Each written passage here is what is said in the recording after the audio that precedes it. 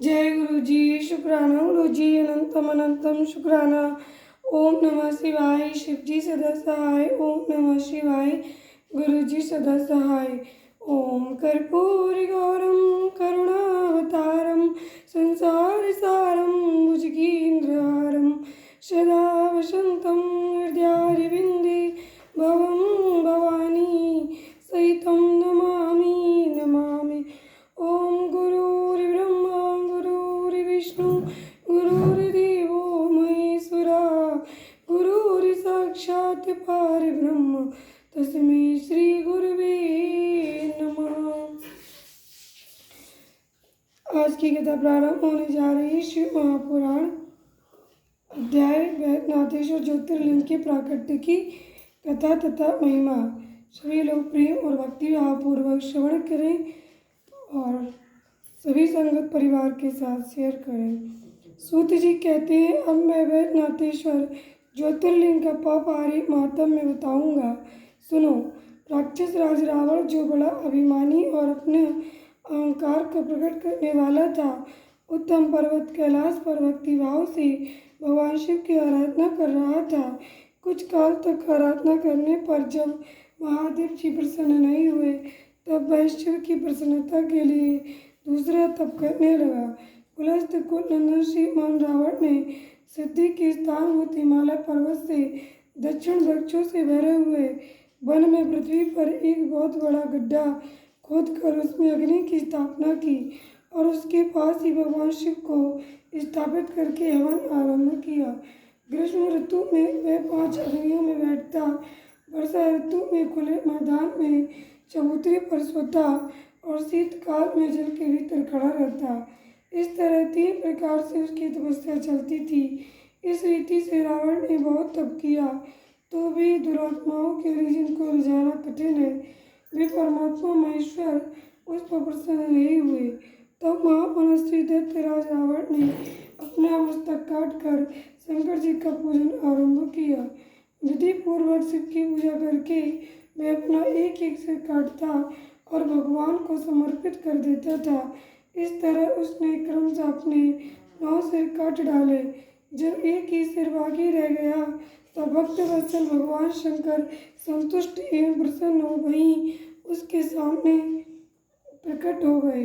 भगवान शिव ने उसके सभी मस्तकों को पूर्ववत निरोग करके उसे इसकी इच्छा के अनुसार अनुपम उत्तम बल प्रदान किया। भगवान शिव का कृपा प्रसाद पाकर राक्षस रावण ने नतमस्तक हो हाथ जोड़कर उनसे कहा, देवेश्वर प्रसन्न होइए, मैं आपको लंका में ले चलता हूँ।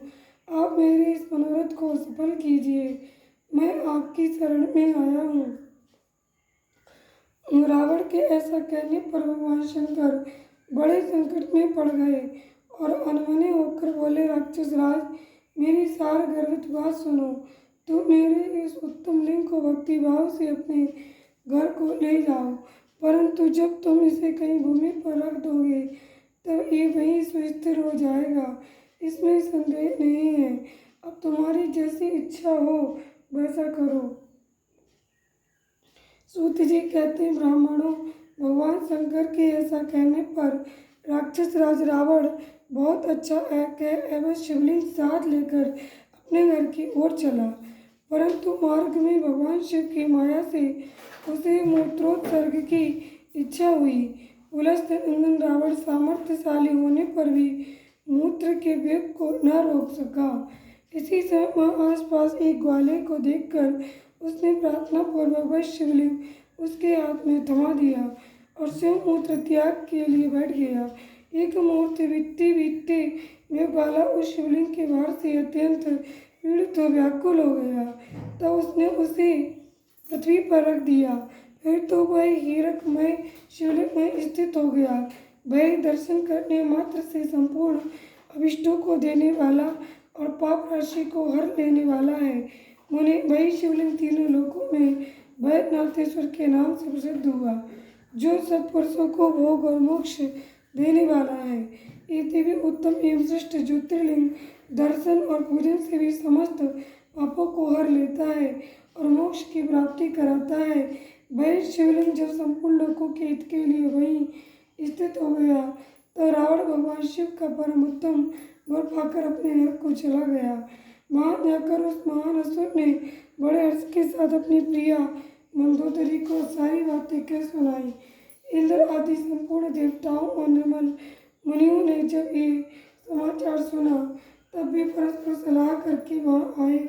उन सबका मन भगवान शिव में लगा हुआ था। उन सब देवताओं ने उस समय वहां बड़ी प्रसन्नता के साथ शिव का विशेष पूजन किया। वहां भगवान शंकर का प्रत्यक्ष दर्शन करके देवताओं ने उस शिवलिंग की विधिवत स्थापना की और उसका वैद्यनाथ नाम रखकर उसके उन्नयन और स्तवन करके वे स्वर्गलोक को चले गए। ऋषियों ने पूछा, सूत जी, जब वह शिवलिंग में स्थित हो गया तथा रावण अपने घर को चला गया, तब वहाँ कौन सी घटना घटित हुई, ये आप बताइए। सूत जी ने कहा, ब्राह्मणों, भगवान शिव का परम उत्तम वर पाकर महान असुर रावण अपने घर को चला गया। वहाँ उसने अपनी प्रिया से सब बातें कही और वह अत्यंत आनंद का अनुभव करने लगा। इधर इस समाचार को सुनकर देवता घबरा गए कि पता नहीं ये देवद्रोही महादुष्ट रावण भगवान शिव के वरदान से बल पाकर क्या करेगा। उन्होंने नारद जी को भेजा। नारद जी ने जाकर रावण से कहा, तुम कैलाश पर्वत को उठाओ, तब पता लगेगा कि शिव जी का दिया हुआ वरदान कहाँ तक सफल हुआ। रावण को एक बात जच गई, उसने जाकर कैलाश उखाड़ लिया। इससे सारा कैलाश हिल उठा। तब गिरजा के कहने से महादेव जी ने रावण को घमंडी समझकर इस प्रकार श्राप दिया। महादेव जी बोले, रे दुष्ट भक्त द्रुवुद्धि रावण, तू अपने बल पर इतना घमंड न कर। तेरी इन भुजाओं का घमंड चूर करने वाला वीर पुरुष शीघ्र ही इस जगत में उत्तीर्ण होगा। सूत जी कहते, इस प्रकार वहाँ जो घटना घटित हुई उसे नारद जी ने सुना। रावण भी प्रसन्नचित्त हो जैसे आया था उसी तरह अपने घर को लौट गया। इस प्रकार मैंने वैद्यनाथेश्वर का महत्व बताया है। इसे सुनने वाले मनुष्यों का पाप भस्म हो जाता है। जय गुरु जी, शुक्राना गुरु जी, अनंतम अनंतम शुक्राना। ओम नमः शिवाय। शिव जी सदा सहाय। ओम नमः शिवाय। गुरु जी सदा सहाय। संगत जी, आज का हमारा डिवाइन ब्लेसिंग से भरा हुआ अध्याय यहीं पर संपूर्ण हुआ।